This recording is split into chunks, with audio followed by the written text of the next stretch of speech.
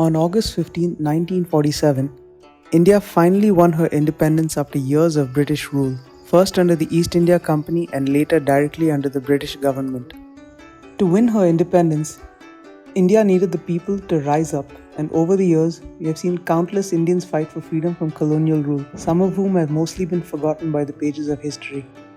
With Independence Day around the corner, we take a look at a number of freedom fighters through the centuries who gave up their lives or liberty so that today we can grow up free and independent.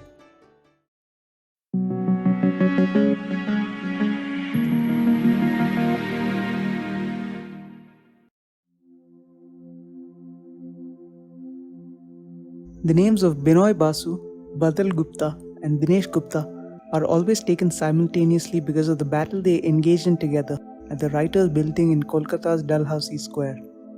They joined Subhash Chandra Bose's revolutionary group, the Bengal Volunteers, around the same time in 1928. Binoy, Badal and Dinesh targeted to assassinate the then Inspector General of Police, Lieutenant Colonel N.S. Simpson, for atrocities committed on prison inmates. The plan was successfully carried out on December 8, 1930, but they never planned on making it out alive from the encounter that inevitably followed. Badal committed suicide by taking potassium cyanide, while Binoy and Dinesh shot themselves. Binoy passed away in the hospital within a week as he furthered his injury by digging into his bullet hole, which became infected. Dinesh survived and he was tried, convicted, and sentenced to death.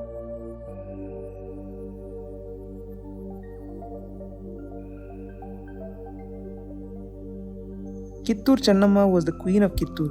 She married Raja Malasaraja at the age of 15, but when her husband died in 1824, leaving her in a volatile state, she worked against all factors, including the British, to secure the throne for her son. Unfortunately, her son died, and she adopted Shivalingappa to make him the heir to the throne, something that irritated the East India Company. The British tried to secure the region based on the doctrine of lapse and didn't recognize the new ruler, leading to war. The British attacked with a force of 20,797 men and 437 guns, but they lost the first round of war. Rani Channamma released prisoners with the understanding that the war would end, but Chaplin continued the war. In the second assault, the battle was furious, but despite her best try, she was captured and imprisoned before dying on February 2, 1829.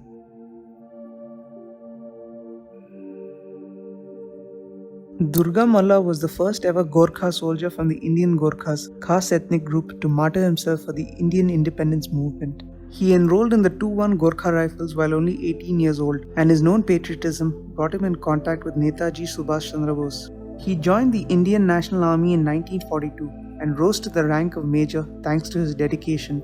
He worked in the intelligence division to collect information from enemy camps. He was caught in Kohima in 1944 and given the death sentence. When officials tried to get him to admit to sedition, he didn't succumb to the pressure exerted on him. He was sent to the gallows and then hanged there.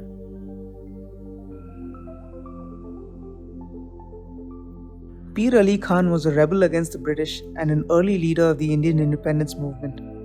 Born in 1812, he was a bookbinder and distributed leaflets, pamphlets, and other messages to freedom fighters secretly. Unfortunately, he would be caught in 1857.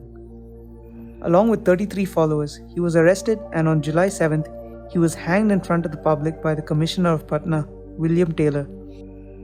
He was one of 14 other rebel leaders who were hanged that day, in an attempt to quash any rebellion.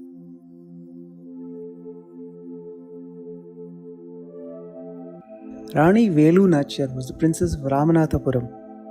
From an early age, she trained in different combat methods, including martial arts and weapons. She married the king of Shivagangai, but her husband died in battle with the soldiers of the East India Company. With her husband's passing, Rani Vailunachar found herself inevitably drawn into the conflict.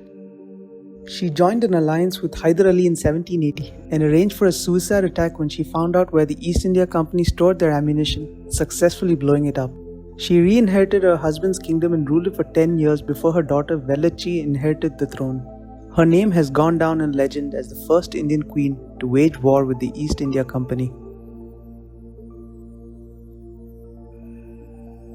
Born in 1802, Tirot Singh may not have gotten to live a long and fruitful life, but he made the best of the years that he had. He was one of the chiefs of the Khasi people. During his time leading his clan, and as part of the council of other leaders of the clans in his territory, Tirot Singh would have to defend Khasi Hills against the British.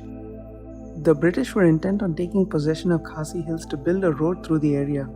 They came to an agreement to build through the area, but when the British reinforced the area with more soldiers, Tirot Singh ordered the British to evacuate. When they didn't listen, the Khasis attacked the garrison in Nongklaw in 1829. Untrained and unaware of the British type of warfare, they realized they had to resort to guerrilla tactics, and the conflict dragged on for 4 years. In the end, Tirot Singh was captured by the British in 1833. He died on July 17, 1835.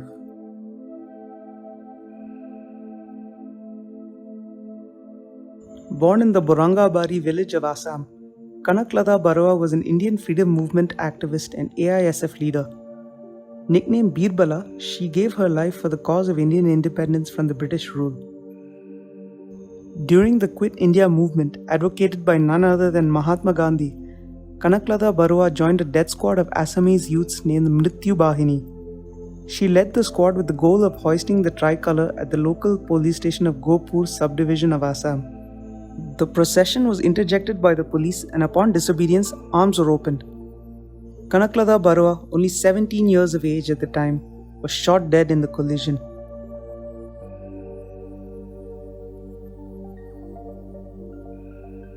Rani Chauta was the first ever queen of Ullal who fought against the Portuguese. She did so in the second half of the 16th century, long before India's struggle for independence against the British. The Portuguese had attacked Ullal several times, trying to capture it due to it being a strategically important port town. However, Bakka was not ready to surrender the town and repulsed every attack by the Portuguese over the course of 40 years. Known as Abhaya Rani for her bravery, she was also one of the first ever Indians to fight against colonialism, thus seen as one of India's first freedom fighters. Eventually, the Portuguese managed to capture the Mangalore fort in Ullal, but Abhaya Rani remained a threat and together with her allies, attacked the Portuguese.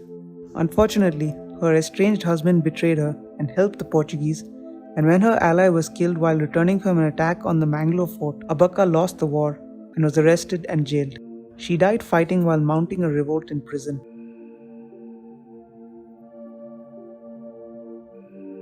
One of the most prominent revolutionaries of his time, Khudiram Bose was also one of the youngest ever martyrs of the Indian independence movement. Hailing from Midnapur, Khudiram Bose was tried, convicted and executed for the murder of 2 British women that took place during an attempt to assassinate the British judge, Magistrate Douglas Kingsford in Muzaffarpur. Khudiram Bose was working with the fellow revolutionary Prafulla Chaki, who shot himself when apprehended during the escape following the failed assassination attempt.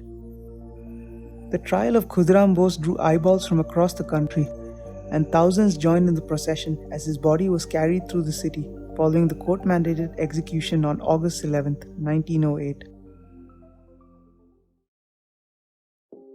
Thank you for joining us on this special episode of the History of India show, celebrating some of the unsung heroes from Indian history ahead of Independence Day. These are just a handful of men and women who laid down their lives to fight for what they believed in. Let us take a moment to appreciate them and all those who fought with blood, sweat and tears to give us the freedom we enjoy today in India. If you enjoyed this video, please consider liking it and subscribing to the channel.